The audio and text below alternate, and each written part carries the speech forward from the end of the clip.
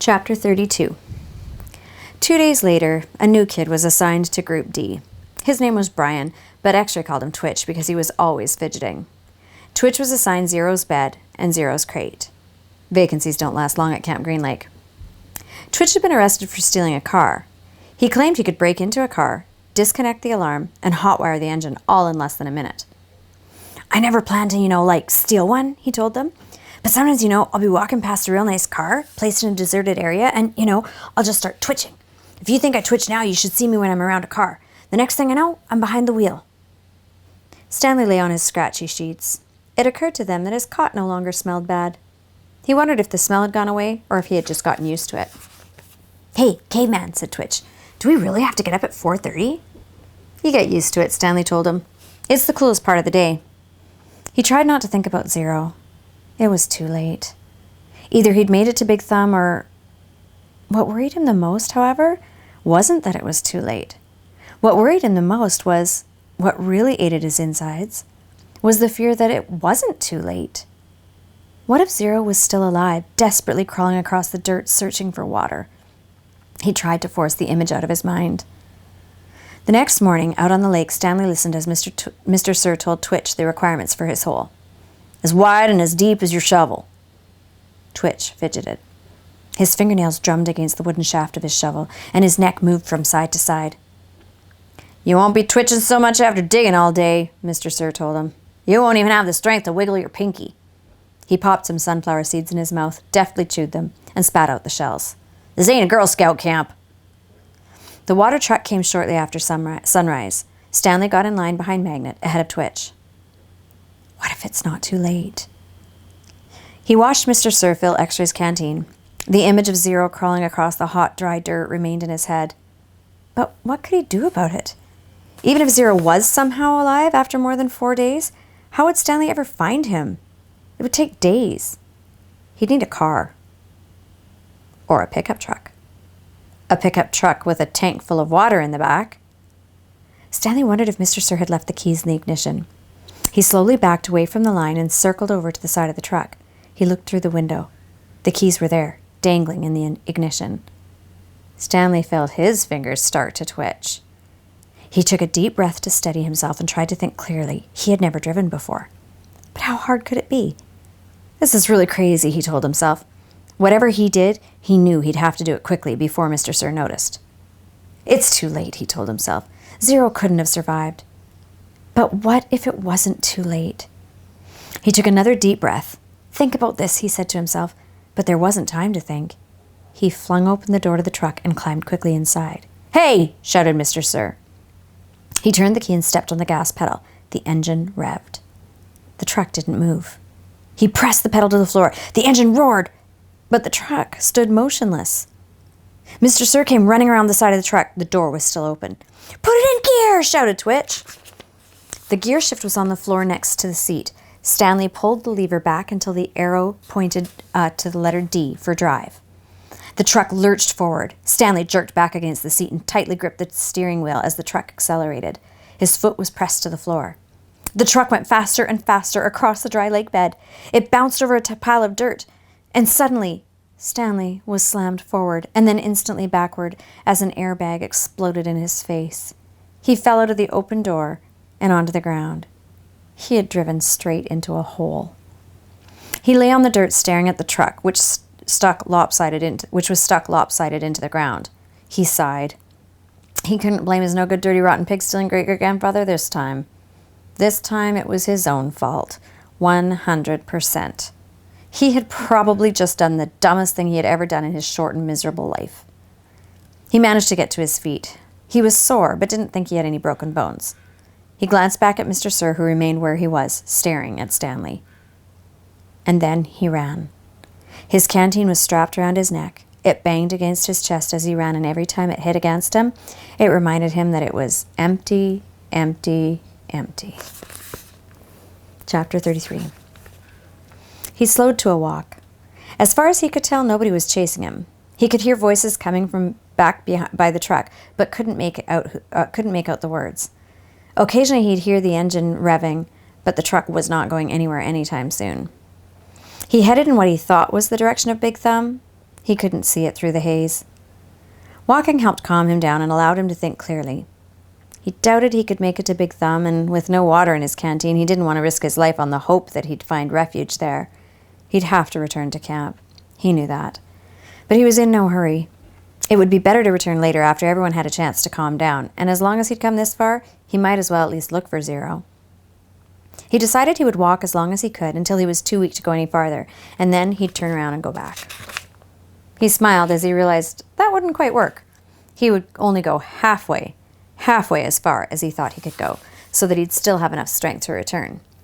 Then he'd have to make a deal with the warden and tell her where he'd found Kate Barlow's lipstick tube and beg for mercy. He was surprised by how far out the holes extended. He couldn't even see the camp compound anymore, but he still kept passing holes. Just when he thought he'd passed the last hole, he'd come across another cluster of them a little farther away. Back at the compound, they had dug in a systematic order, row upon row, allowing space for the water truck. But out here, there was no system. It was as if every once in a while, in a fit of frustration, the warden would just pick a spot at random and say, "Who cares, just dig here." It was like trying to guess the winning numbers in a lottery. Stanley found himself looking down into each hole he passed. He didn't admit to himself what he was looking for.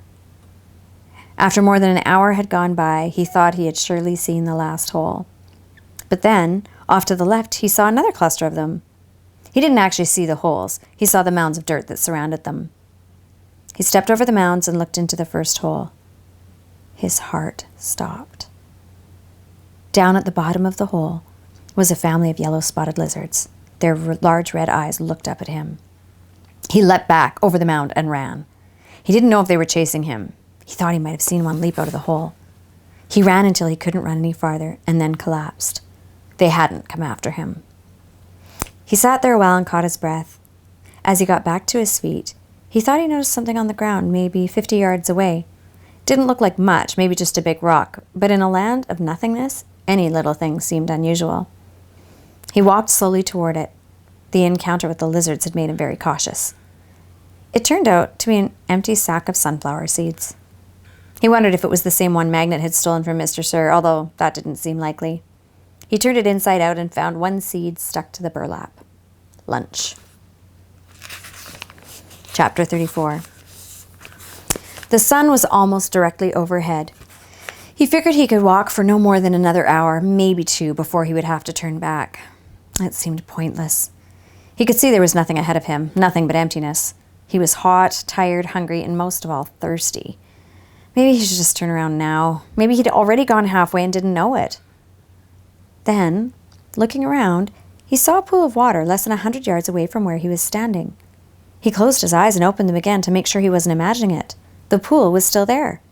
He hurried toward it. The pool hurried away from him, moving as he moved, stopping when he stopped. There wasn't any water. It was a mirage caused by the shimmering waves of heat rising off the dry ground. He kept walking. He still carried the empty sack of sunflower seeds. He didn't know if he might find something to put in it. After a while, he thought he could make out the shape of the mountains through the haze. At first, he wasn't sure if it was another kind of mirage, but the further he walked, the clearer they came into view. Almost straight ahead of him, he could see what looked like a fist, with a thumb sticking out of it. He didn't know how far away it was. 5 miles? 50 miles?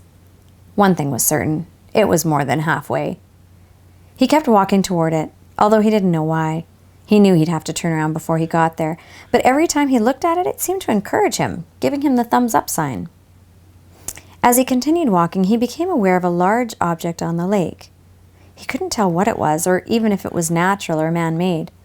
It looked a little like a fallen tree, although it didn't seem likely that a tree would grow there. More likely it was a ridge of dirt or rocks. The object, whatever it was not on the way to Big Thumb, but off to the right. He tried to decide whether to go to it or continue toward Big Thumb, or maybe just turn around. There was no point in heading toward Big Thumb, he decided. He would never make it. For all he knew, it was like chasing the moon. But he could make it to the mysterious object. He changed directions. He doubted it was anything. But the fact that there was something in the middle of all of this nothing made it hard for him to pass up. He decided to make the object his halfway point, and he hoped that he hadn't already gone too far. He laughed to himself when he saw what it was. It was a boat. Or part of a boat, anyway. It struck him as funny to see a boat in the middle of this dry and barren wasteland. But, after all, he realized, this was once a lake.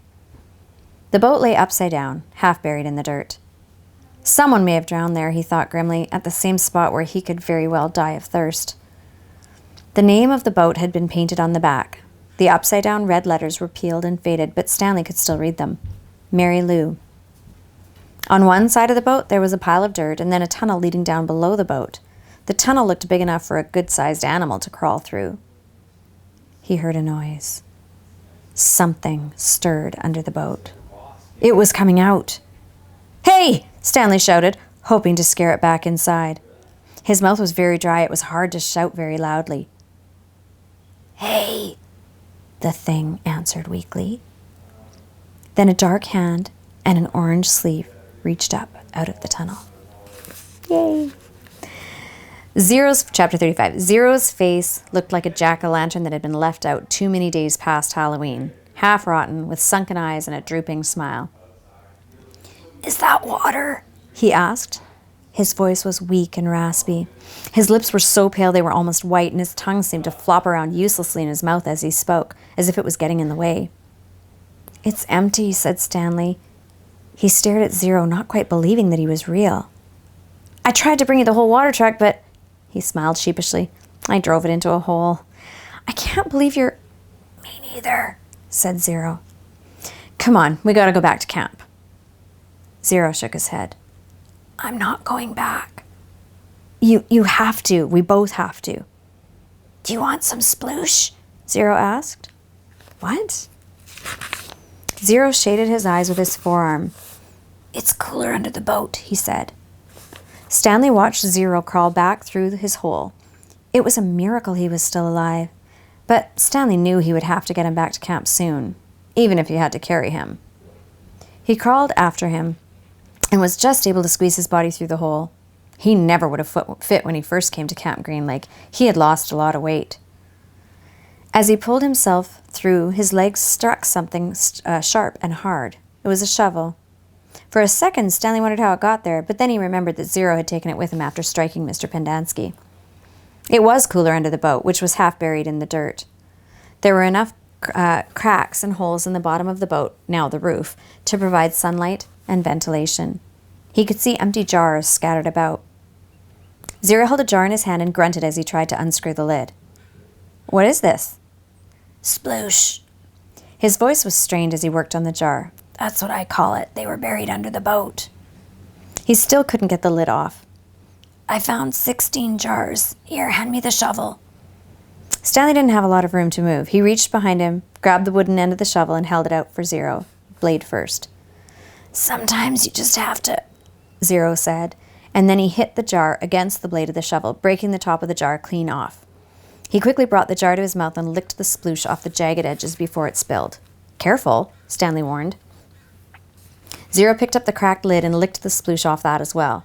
Then he handed the broken jar to Stanley. "Drink some." Stanley held it in his hand and stared at it for a moment. He was afraid of the broken glass. He was also afraid of the sploosh. It looked like mud. Whatever it was, he realized, it must have been in the boat when the boat sank. That meant it was probably over 100 years old. Who knew what kind of bacteria might be living in it? "It's good," said Zero, encouraging him. He wondered if Zero had heard of bacteria. He raised the jar to his mouth and carefully took a sip. It was a warm, bubbly, mushy nectar, sweet and tangy. It felt like heaven as it flowed over his dry mouth and down his parched throat. He thought it might have been some kind of fruit at some time, perhaps peaches. Zero smiled at him. "I told you it was good." Stanley didn't want to drink too much, but it was too good to resist. They passed the jar back and forth until it was empty. How many are left?" he asked. "None," said Zero. Stanley's mouth dropped. "Now I have to take you back," he said. "I'm not digging any more holes," said Zero. "They won't make you dig," Stanley promised. "They'll probably send you to a hospital like Barf Bag." "Barf Bag stepped on a rattlesnake," said Zero. Stanley remembered how he had almost done the same. I guess he didn't hear the rattle. "He did it on purpose," said Zero. You think? He took off his shoe and sock first. Stanley shivered as he tried to imagine it. What's Marya La-O-U? Asked Zero. What? Zero concentrated hard. Marya La-O-U. I have no idea. I'll show you, said Zero. He crawled back out from underneath the boat. Stanley followed. Back outside, he had to shield his eyes from the brightness. Zero walked around to the back of the boat and pointed to the upside-down letters. Marya La-O-U. Stanley smiled. Mary Lou, it's the name of the boat. Mary Lou, Zero repeated, studying the letters. I thought Y made the ya sound. It does, said Stanley, but not when it's at the end of the word. Sometimes Y is a vowel and sometimes it's a consonant. Zero suddenly groaned. He grabbed his stomach and bent over. Are you all right? Zero dropped to the ground. He lay on his side with his knees pulled up to his chest and continued to groan. Stanley watched helplessly. He wondered if it was the sploosh. He looked back toward Camp Green Lake.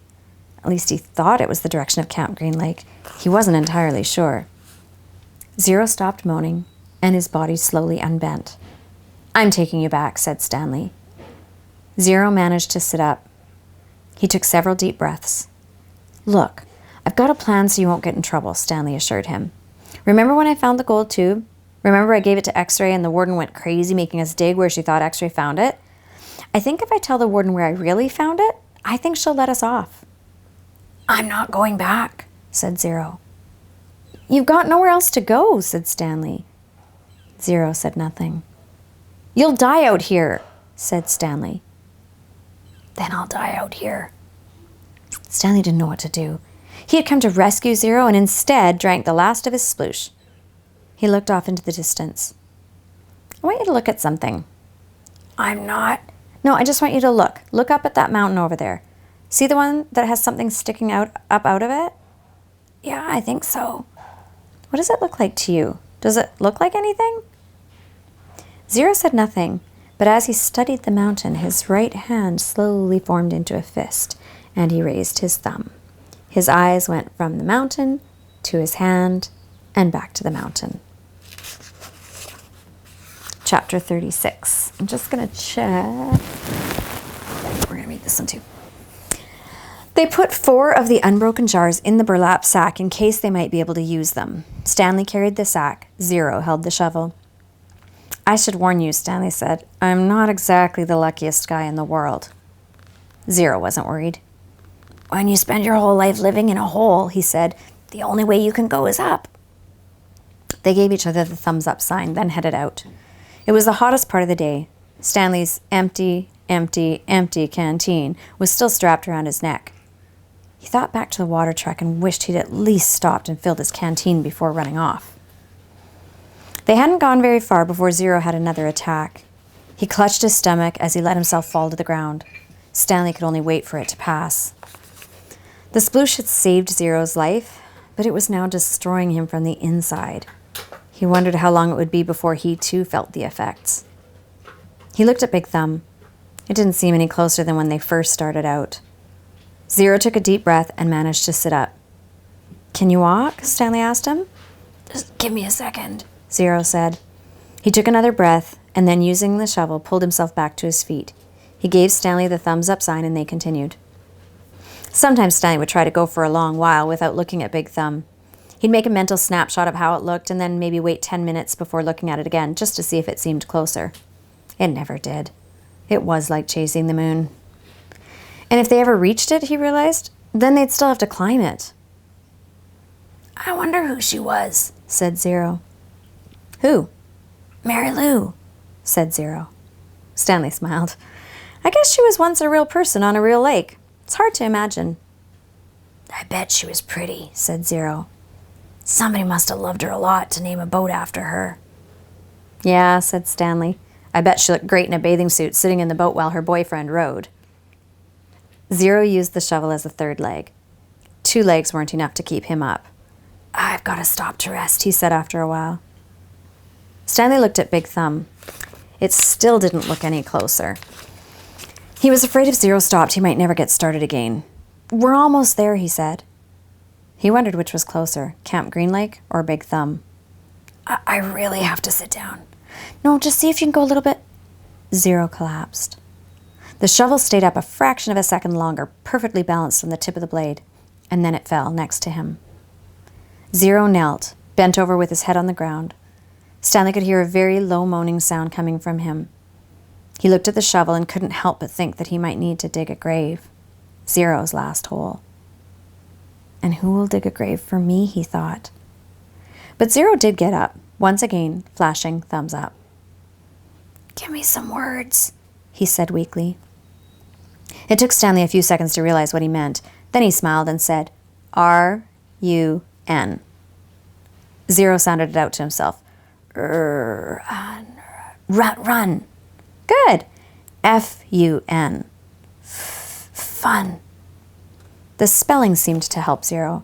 It gave him something to concentrate on besides his pain and weakness. It distracted Stanley as well. The next time he looked up at Big Thumb, it really did seem closer.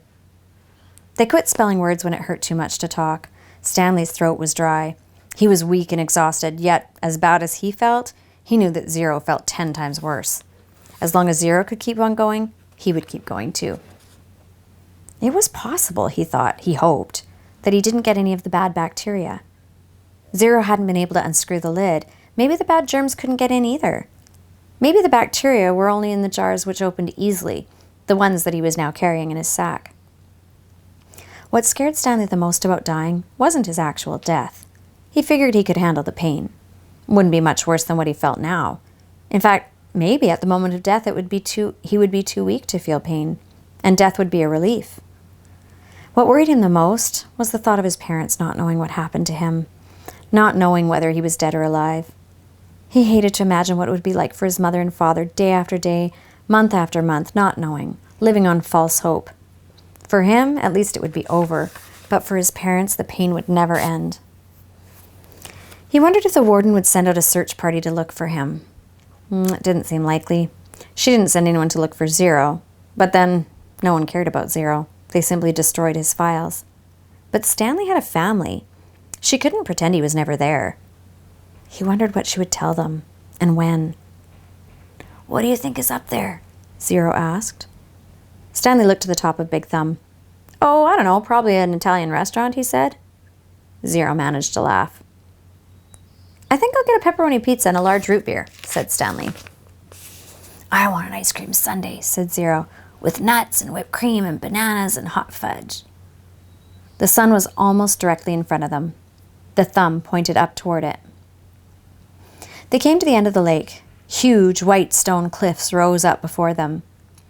Unlike the eastern shore where Camp Green Lake was situated, the western shore did not slope down gradually. It was as if they had been walking across the flat bottom of a giant frying pan, and now they had to somehow climb up out of it. They could no longer see Big Thumb. The cliffs blocked their view. The cliffs also blocked out the sun. Zero groaned and clutched his stomach, but he remained standing. "I'm all right," he whispered. Stanley saw a rut about a foot wide and 6 inches deep running down a cliff. On either side of the rut were a series of ledges. "Let's try there," he said. It looked to be about a 50-foot climb straight up. Stanley still managed to hold the stack of jars in his left hand as he slowly moved up from ledge to ledge, crisscrossing the rut. At times he had to use the side of the rut for support in order to make it to the next ledge. Zero stayed with him, somehow. His frail body trembled terribly as he climbed the stone wall. Some of the ledges were wide enough to sit on. Others stuck out no more than a few inches, just enough for a quick step. Stanley stopped about 2/3 of the way up on a fairly wide ledge. Zero came up alongside him. "You okay?" Stanley asked. Zero gave him the thumbs up sign. Stanley did the same. He looked above him. He wasn't sure how he'd get to the next ledge. It was 3 or 4 feet above his head, and he didn't see any footholds. He was afraid to look down. "Just give me a boost," said Zero, "and then I'll pull you up with the shovel."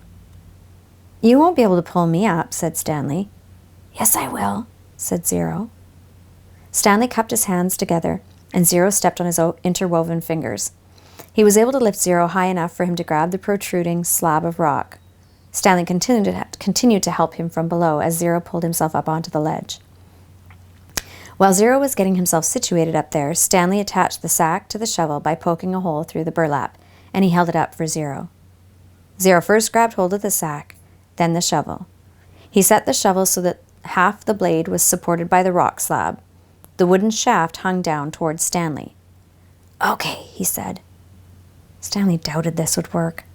It was one thing for him to lift Zero, who was half his weight, but it was quite another for Zero to try to pull him up. Stanley grabbed hold of the shovel as he climbed up the rock wall, using the sides of the rut to help support him. His hands moved one over the other, up the shaft of the shovel. He felt Zero's hand clasp his wrist. He let go of the shaft with one hand and grabbed the top of the ledge. He gathered his strength and for a brief second seemed to defy gravity as he took a quick step up the wall and with Zero's help pulled himself the rest of the way over the ledge. He caught his breath. There was no way he could have done that a few months ago. He noticed a large spot of blood on his wrist. It took him a moment to realize that it was Zero's blood. Zero had deep gashes in both his hands. He had held onto the metal blade of the shovel, keeping it in place as Stanley climbed. Zero brought his hands to his mouth and sucked up the blood. One of the glass jars had broken in the sack. They decided to save the pieces. They might need it to make a knife or something. They rested briefly, and then continued on up. It was a fairly easy climb the rest of the way. When they reached flat ground, Stanley looked up to see the sun, a fiery ball balancing on the top of Big Thumb. God was twirling a basketball. Soon they were walking in the long, thin shadow of the thumb. And that's where we'll end for today.